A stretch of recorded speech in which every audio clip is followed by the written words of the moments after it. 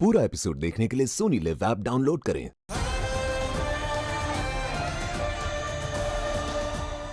अश्वी, काशवी, मुझे बहुत अच्छा लगा ये जानकर कि माँ ने तुम्हारी तारीफ की। तुमने तो जादू करना भी सीख लिया है। बहुत अच्छे। क्या हुआ? अरे एक जादू सीख लिया, इतना भी भाव मत खाओ। मेरी तरफ तो देखो। काशवी, काशवी क्या हुआ तुम्हें? काशवी, काशवी, काशवी क्या हुआ? क्या करूं मैं? किससे किससे किया ये? मैंने किया है ये।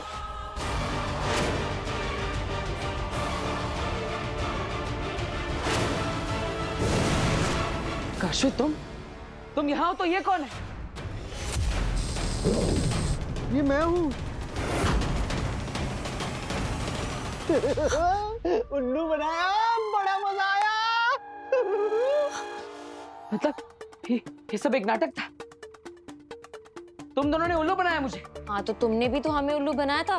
तुमने भेजा था बरदौल को वीर बनाकर घर पे। काशवी वो एक मजबूरी थी, लेकिन इतना खतरनाक काम कोई करता है क्या? अरे मेरे तो हाथ अभी भी कांप रहे हैं। लेकिन काशवी बहुत खतरनाक आइडिया था तुम्हारा। एक्चुअली ये बरदौल का आइडिया था।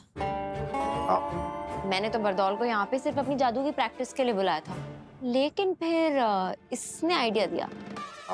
पर अगर तुम्हें बुरा लगा तो very sorry Veer. It's okay, I am sorry Kashvi.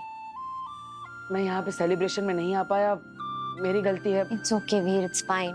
मैं समझती हूँ तुम्हारा काम कैसा है, ये सब कुछ कितना इम्पोर्टेंट है। और मुझे बेनाम ने बताया नए दुश्मन के बारे में। हाँ मैंने भी सुना है, उसने बहुत सारे बालवीरों को मारा है। बहुत खतरनाक है वो।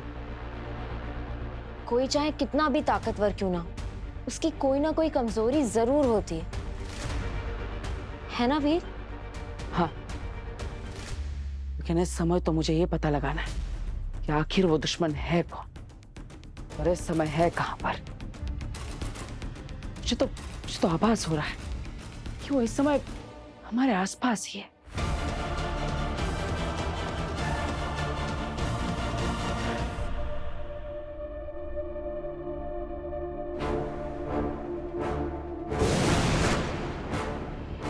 मामी, आपका इमरजेंसी सिग्नल मिला, मैं तुरंत आ गई। क्या बात है? बेनाम हमें हमारे नए दुश्मन के बारे में कुछ अहम जानकारियां मिली। ये देखो।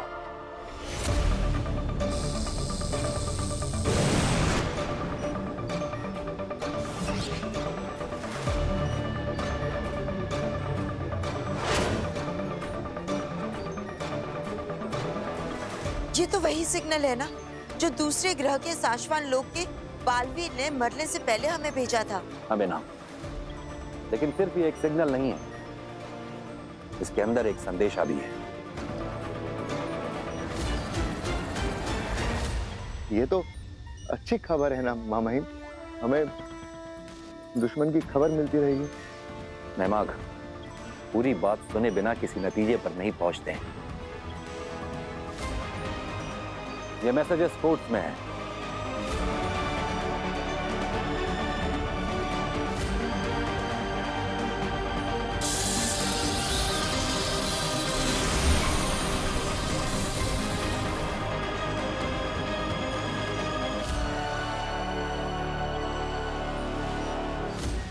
मामाहिम, इसमें तो कुछ समझ ही नहीं आ रहा है। हमें पूरा यकीन है कि इन मैसेजेस में हमारे दुश्मन के बारे में कोई अहम जानकारी छुपी है। बेनाम, तुम मैसेजेस डिकोड करने में एक्सपर्ट हो, इसलिए हमने तुम्हें यहाँ बुलाया है। जी मामाहिम, मैं तुरंत इस काम पर लग जाती हूँ। हमारे दुश्मन की इस वक्त सबसे बड़ी ताकत यही है कि हम उसके बारे में कुछ नहीं जानते।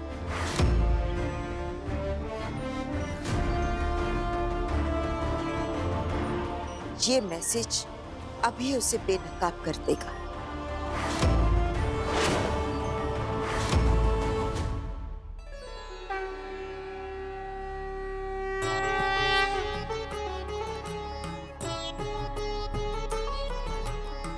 कर्पूर गौरम करुणावतारम संसार सारम भुजगेंद्रहारम सदा वसंतम हृदयारविंदे भवम भवामी सहितम नमामि।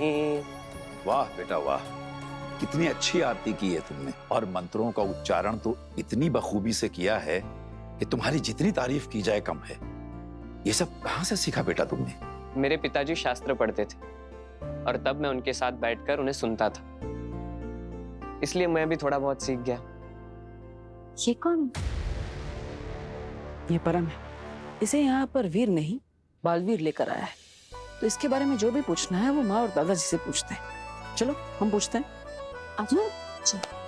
बहुत खूब बेटा, तुम्हारे इस घर में आने से घर का माहौल बहुत ही पवित्र हो गया है। हाँ। माँ दादाजी, ये हाँ। कौन? ये परम है, आज से ये हमारे घर में ही रहेगा। और परम, ये मेरा बड़ा बेटा वीर। वीर, मेरी आंखें इसके अंदर झांक सकती है। ये वीर नहीं बालवीर है। इंसान बनकर ये भी झूठ फरेब सीख ही गया, अपने ही परिवार को धोखा दे रहा है। चलो अच्छा है, इसी बहाने बालवीर भैया की कमजोरी तो हाथ लग गई। ये परिवार। वीर, तू एकदम सही समय पे आया, तेरे ही बारे में सोच रही थी। 100 साल उम्र है तेरी। नहीं माँ जी, ऐसी प्रार्थना मत कीजिए अपने बेटे के लिए।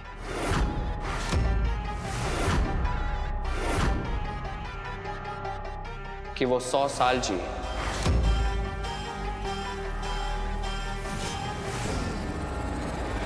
ये तुम कैसी बातें कर रहे हो परम बेटा? हर माँ अपने बच्चे की लंबी उम्र के लिए दुआ करती है, तुम्हारी माँ भी तो करती होगी।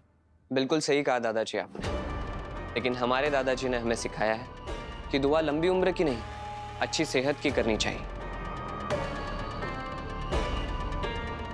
क्योंकि जब सेहत ठीक ना हो तब लंबी उम्र वरदान नहीं, श्राप लगने लगती है। और मैंने देखा है अपने ताऊ जी को, वो 3 साल तक बिस्तर पर थे, रोज तड़पते थे, रोज दुआ करते थे कि इस बीमारी से मरना अच्छा है। बेटा तुम्हारी उम्र तो इतनी नहीं लगती है, लेकिन तुम बातें हम बड़ों से भी ज्यादा समझदारी की करते हो। हाँ परम, तुमने बिल्कुल सही कहा बेटा। उम्र लंबी नहीं, सेहतमंद होनी चाहिए। ईश्वर करे तुम जो भी चाहो तुम्हें वो सब मिले।